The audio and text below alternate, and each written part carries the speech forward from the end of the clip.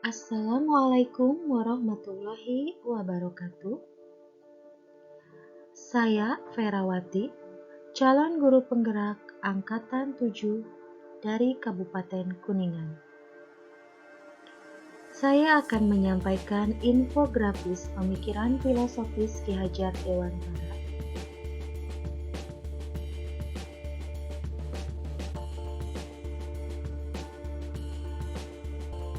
Pendidikan merupakan salah satu kunci utama untuk menciptakan manusia Indonesia yang beradab. Karena pendidikan dapat menjadi ruang berlatih dan bertumbuhnya nilai-nilai kemanusiaan yang dapat diteruskan atau diwariskan. Tujuan pendidikan menurut Ki Hajar Dewantara adalah menuntun segala kodrat yang ada pada anak-anak agar mereka dapat mencapai keselamatan dan kebahagiaan yang setinggi-tingginya, baik sebagai manusia maupun sebagai anggota masyarakat.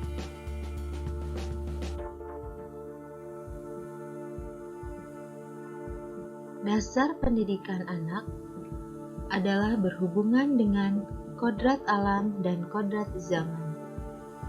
Kodrat alam berkaitan dengan sifat dan bentuk lingkungan di mana anak berada. Sementara kodrat zaman berkaitan dengan isi dan irama.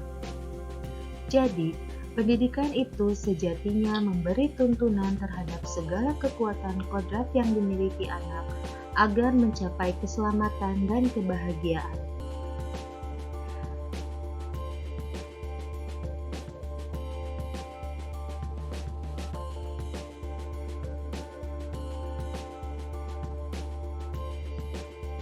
Dalam menuntun laku dan pertumbuhan kodrat anak, Ki Hajar Dewantara mengibaratkan peran pendidik seperti seorang petani, dan anak-anak seperti biji tumbuhan yang ditanam dan disemai oleh petani. Bila biji itu ditempatkan di tanah yang subur serta mendapat perawatan yang baik, meskipun bibit biji tersebut merupakan bibit yang kurang berkualitas, namun bibit tersebut akan dapat tumbuh dengan baik karena perhatian dan perawatan dari petani. Begitupun sebaliknya, apabila biji tersebut tidak mendapatkan perawatan yang baik dari petani, maka tumbuh dan kembangnya tidak akan menjadi optimal. Beberapa hal yang perlu diperhatikan sebagai dasar pendidikan yang menuntun adalah anak-anak itu sebagai makhluk, manusia, dan benda hidup, sehingga mereka hidup dan tumbuh menurut kodratnya sendiri. Dalam proses menuntun, anak diberi kebebasan, namun pendidik sebagai pamong dalam memberi tuntunan dan arahan agar anak tidak kehilangan arah dan membahayakan dirinya. Kekuatan kodrat yang ada pada anak-anak itu tiada lain ialah segala kekuatan yang ada dalam hidup batin dan hidup lahir dari anak-anak itu karena kekuasaan kodrat. Kita kaum pendidik hanya dapat menuntun tumbuh atau hidupnya kekuatan-kekuatan itu agar dapat memperbaiki lakunya, bukan dasarnya hidup dan tumbuhnya itu. Contoh konkretnya, andai kata anak tidak baik dasarnya, maka kita sebagai pendidik harus memberikan tuntunan agar budi pekertinya menjadi baik. Karena anak semacam ini, apabila tidak mendapatkan tuntunan, tentu akan mudah menjadi orang jahat. Begitupun sebaliknya, anak yang sudah baik dasarnya pun perlu mendapat tuntunan agar kecerdasannya semakin berkembang. Lebih dari itu, mereka harus mampu terbebas dari pengaruh-pengaruh buruk di sekitarnya. Selanjutnya adalah metode Among Siswa. Sistem Among adalah cara pendidikan yang dipakai dalam sistem pendidikan taman siswa, dengan maksud mewajibkan pada guru supaya mengingat dan mementingkan kodrat irodatnya anak-anak, dengan tidak melupakan segala keadaan yang mengelilinginya. Tujuan dari sistem Among ini adalah membangun anak didik untuk menjadi manusia yang beriman dan bertakwa, merdeka lahir dan batin, budi pekerti luhur, cerdas dan berketerampilan, serta sehat jasmani dan rohani, agar menjadi masyarakat yang mandiri dan bertanggung jawab atas kesejahteraan tanah air serta manusia pada umumnya. Melalui sistem pengajaran anak ini, Ki Hajar Dewantara ingin melawan paradigma pendidikan kolonialisme yang mengutamakan intelektual, materialistis, dan individualis. Sebaliknya, di Taman Siswa paradigma menekankan pada pendekatan kodrat alam dan zaman anak-anak, yakni pendidikan tidak boleh menjauhkan anak dari alam dan keluarga.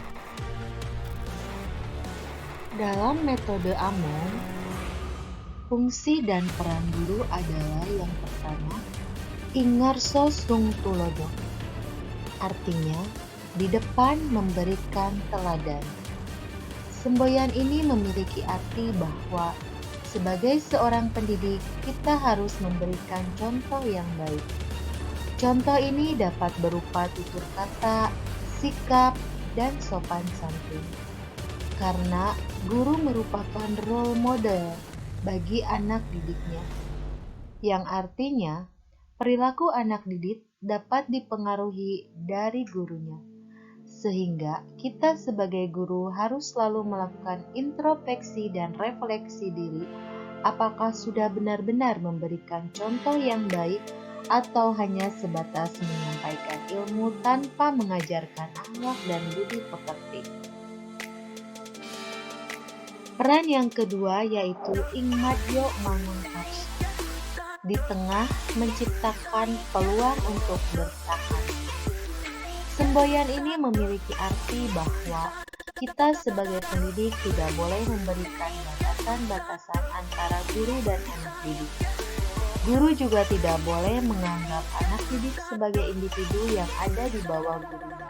Akan tetapi, guru harus mampu menjadi sosok seorang teman yang dapat merangkul anak didiknya. Dan fungsi yang ketiga yaitu tuturi handayani, berada di belakang memberikan dorongan. Semboyan ini memiliki arti bahwa guru harus selalu memberikan motivasi positif kepada anak didiknya. Hal ini sejalan dengan pendapat Abraham Maslow, seorang pakar psikologi yang menyatakan bahwa manusia sangat dipengaruhi oleh motivasi. Sehingga sebagai seorang pendidik, guru harus mampu membangkitkan motivasi anak didiknya demi mewujudkan cita-cita yang ingin dicapai. Dengan kata lain, guru harus mampu membantu siswa untuk mengembangkan, menemukan, dan mencari bakat yang dimiliki oleh anak didik.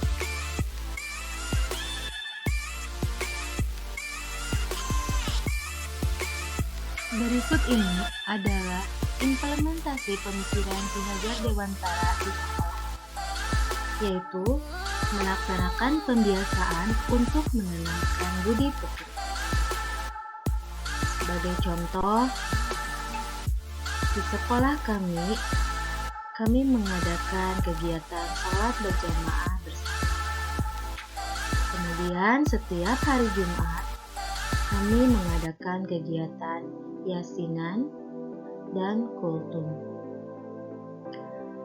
Dalam kegiatan untuk membina kerjasama dan gotong royong, kami mengadakan kegiatan piket bersama. Jadi dapat disimpulkan bahwa implementasi dari pemikiran Ki Hajar Dewantara adalah bahwa anak diberi kebebasan seluas-luasnya untuk mengeksplorasi diri serta potensinya, berekspresi secara kreatif, dan guru mendukung penuh sebagai fasilitator yang melayani dan menuntun proses pengekspresian potensi anak agar terarah, sehingga anak didik kita menemukan jalannya sendiri menuju versi terbaiknya.